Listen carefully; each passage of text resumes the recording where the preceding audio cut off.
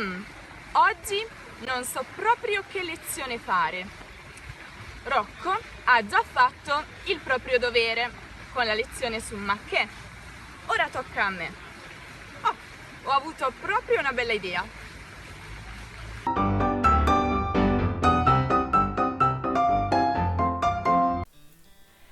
Dunque, come avrete sicuramente intuito, la nostra lezione di oggi sarà su questa parola, proprio, che gli italiani usano davvero molto spesso, però ha più di un significato.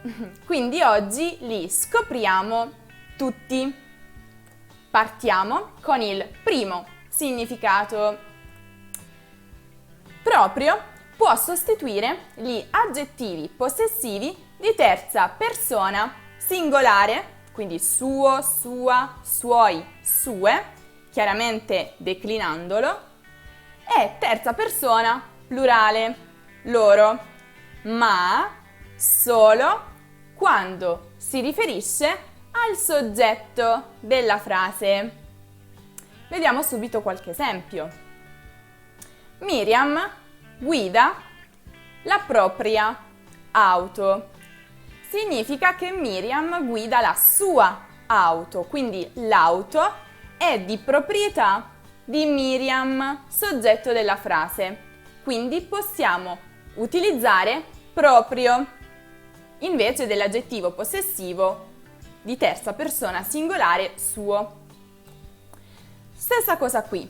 Luca e Matteo amano le proprie fidanzate, cioè loro amano le loro fidanzate, quindi le fidanzate chiaramente sono di Luca e Matteo, che sono i soggetti della frase.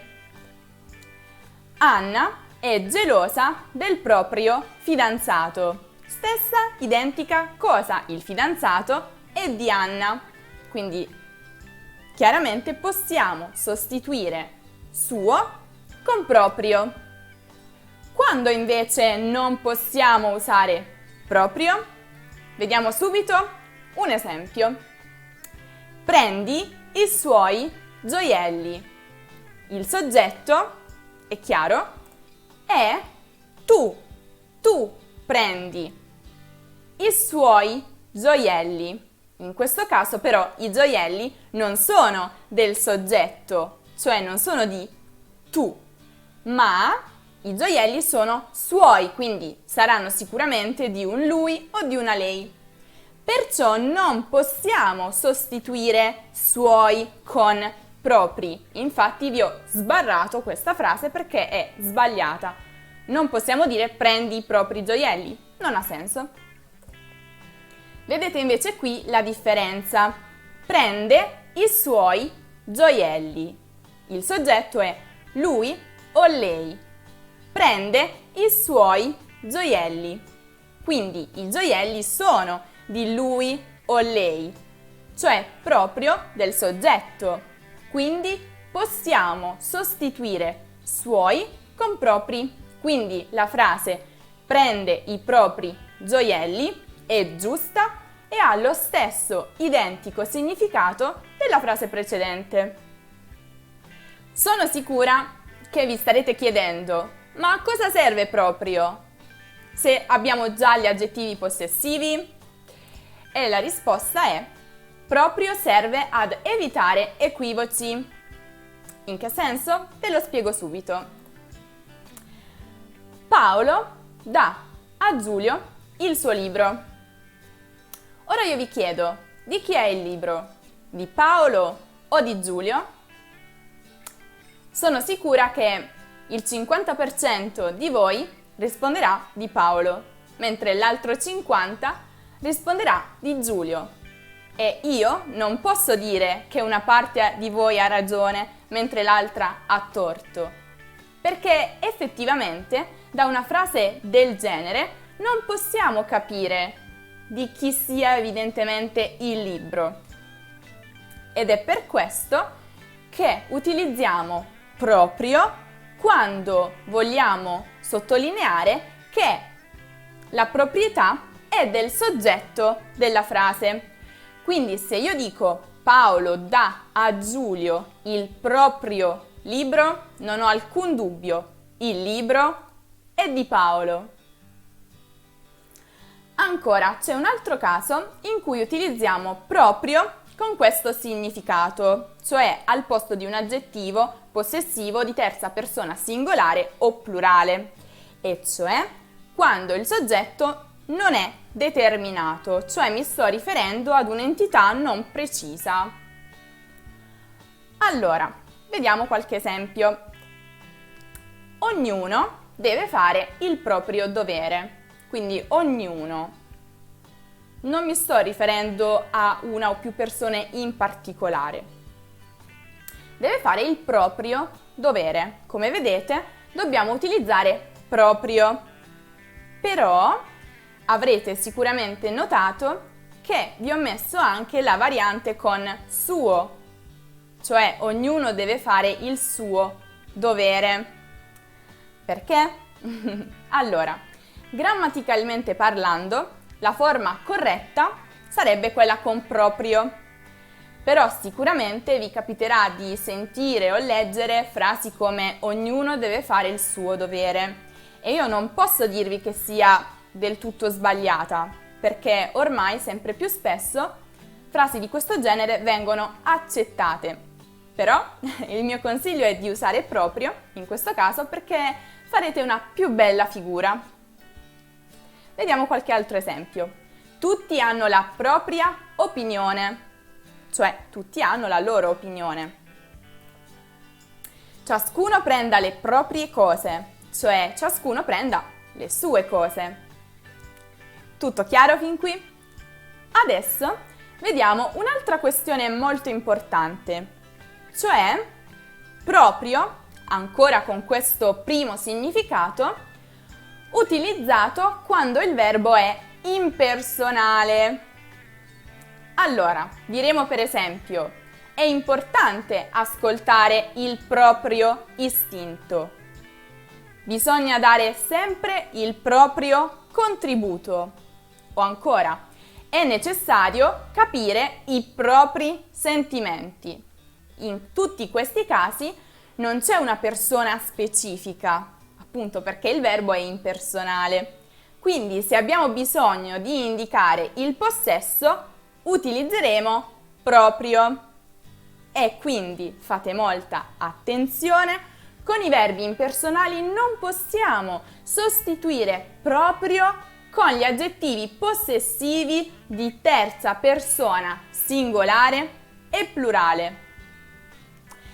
Non perché sia sbagliato, ma perché queste frasi con verbi impersonali seguite da aggettivi possessivi assumono un significato leggermente diverso. Vediamo infatti questa frase che vi ho messo appunto da parte. Bisogna capire i suoi sentimenti. Ebbene, il significato di questa frase è diverso dal significato di è necessario capire i propri sentimenti. Se io dico è necessario capire i propri sentimenti, significa che ognuno deve cercare di capire i propri sentimenti, quindi io devo cercare di capire i miei sentimenti, lui deve cercare di capire i suoi sentimenti e così via. Se io invece dico bisogna capire i suoi sentimenti, voglio dire che tutti, o comunque ognuno, deve capire i sentimenti di una terza persona, cioè di lui o di lei. È chiara la differenza? È necessario capire i propri sentimenti. Ognuno deve capire i suoi propri sentimenti. Ma bisogna capire i suoi sentimenti significa che tutti devono capire i sentimenti di una persona, un lui o una lei. Passiamo al secondo significato della parola proprio. Utilizziamo proprio con la funzione di enfatizzare, rafforzare il significato di aggettivi, pronomi, verbi, nomi. Per esempio, questo film è proprio bello. Cioè, questo film è davvero, è veramente bello, per enfatizzare. Oppure, oggi mi sento proprio male. Cioè, mi sento veramente, davvero uno schifo. O ancora, non ho proprio voglia di andare. Quindi non ho affatto, non ho davvero voglia di andare. Per niente. Non credo proprio che lo sapesse. Cioè non credo affatto, non credo davvero che lo sapesse. O ancora, sei proprio tu. Cioè sei davvero, sei veramente tu? Quindi come vedete lo utilizziamo per appunto enfatizzare, come dicevamo prima. Sia aggettivi, sia verbi, sia pronomi, sia verbi e così via. Infine, ecco il terzo significato di proprio. Quando si trova insieme alla preposizione in proprio. Cosa significa? Si usa per indicare che qualcuno ha un'attività autonoma, cioè non è dipendente di nessuno, quindi è appunto imprenditore, lavora per se stesso con un'attività che ha creato lui stesso. Quindi Angela lavora in proprio, magari ha aperto un negozio o qualcosa del genere. Gianni si è messo in proprio. Mettersi in proprio è la giusta collocazione per indicare appunto il passaggio a questo tipo di lavoro. Oppure è un lavoratore in proprio. Facile, non è vero? Spero che adesso tutti i segreti della parola proprio non siano più segreti per voi. Se volete accertarvi di aver davvero capito tutto, passate dal nostro sito per fare gli esercizi. Io invece vi aspetto in un prossimo video. Ciao ciao!